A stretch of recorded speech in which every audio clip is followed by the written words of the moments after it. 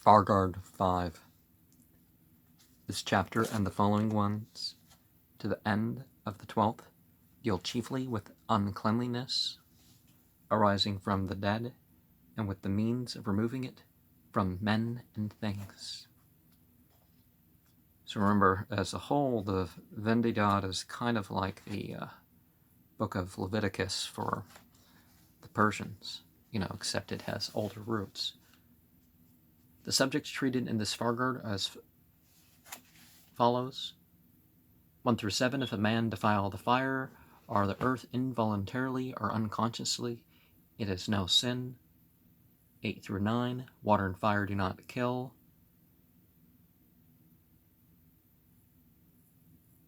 Okay, we're going to have to come across more for that one, because 10 through 14, disposal of the dead during winter.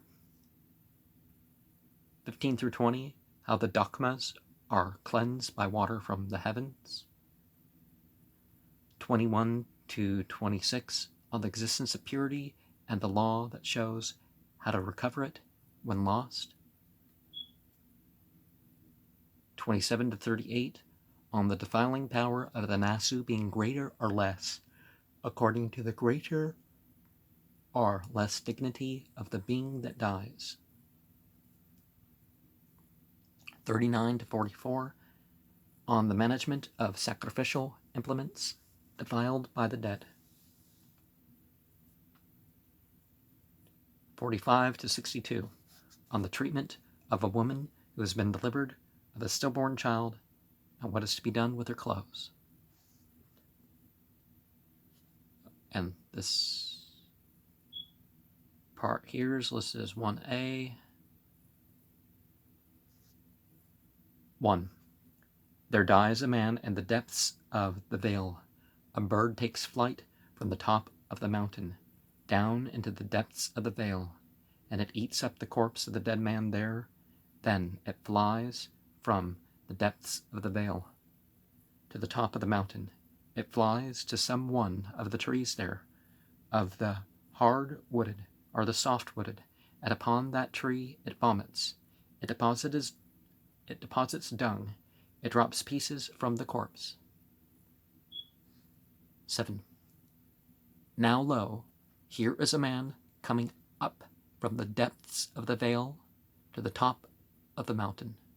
He comes to the tree whereon the bird is sitting. From that tree he wants to take wood for the tree. He fells the tree, he hews the tree, he splits it into logs, and then he lights it in the fire. The son of Ahura Mazda, what is the penalty that he shall pay? Now see, just like in the New Testament, today you've become my son, or I think that, or is that phrase in the Old Testament too? It's not literal, and people got that. For the defiling the fire, bringing dead matter into it, Fargard 7:25, the Vendidad Sada has more here. Put ye only proper and well-examined fuel in the fire. And Fargard 7:28 talks about the purification of the unclean wood. Although the moldy oud is quite nice, but that's like an exception, right? 11. Ahura Mazda answered, there is no sin upon a man for any dead matter that has been brought by dogs, by birds, by wolves, by winds, or by flies. What about the cat that leaves a dead mouse on your doorstep? 12.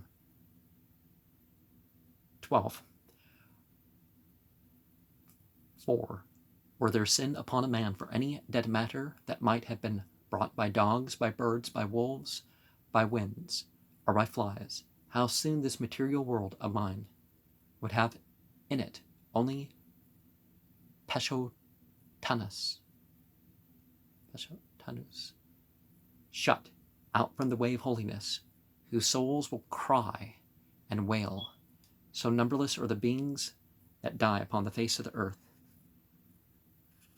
And Peshotanus, people guilty of death, after the death when the soul, the crying beaten off, is driven away from paradise. possibly whose soul shall fly from paradise amidst howls. Fargard 13.8, which Goetia, that we have a similar thing going on linguistically there. 1b is 15. O maker of the material world, thou holy one, here is a man watering a cornfield. The water streams down the field. It streams again. It streams a third time, a fourth time. A dog, a fox, or a wolf carries a corpse into the bed of the stream. What is the penalty? That the man shall pay. For defiling the earth and the water, if a man wants to irrigate a field, he must first look after the water channel, whether there is dead matter in it or not. If the water unknown to him comes to a corpse, there is no sin upon him. If he has not looked after the rivulet and the stream, he is unclean, according to Satyr 75 and Hyde 85. Ahura Mazda answered, there is no sin upon a man for any dead matter that has been brought by dogs, by birds, by wolves, by winds, or by flies. I said 19 instead of 6, right? But it's really 6, but yeah. 20. 4. Were there sin upon a man for any dead matter that might have been brought by dogs, by birds, by wolves, by winds, or by flies, how soon this material world of mine would have in it only Peshu Tanus, shut out from the way of holiness, whose souls will cry and wail, so numberless are the beings that die upon the face of the earth. 2a is only the one verse. Only verse 8 here. 23. O maker of the material world, thou holy one, does water kill? Ahura Mazda answered, water kills no man. Astu Vidottu ties the noose around his neck, and thus tied, Vaya carries him off. Then the flood takes him up.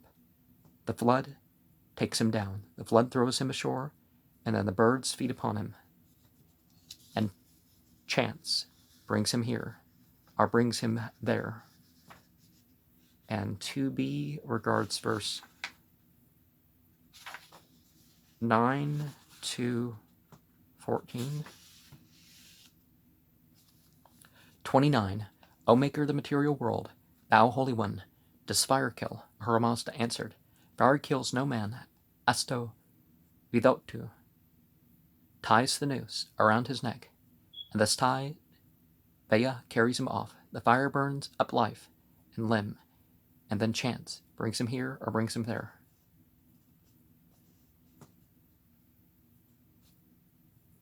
Perhaps when he departs, it is by the will of destiny that he departs. Surface to the bottom. And Asto Vidottu means binds him.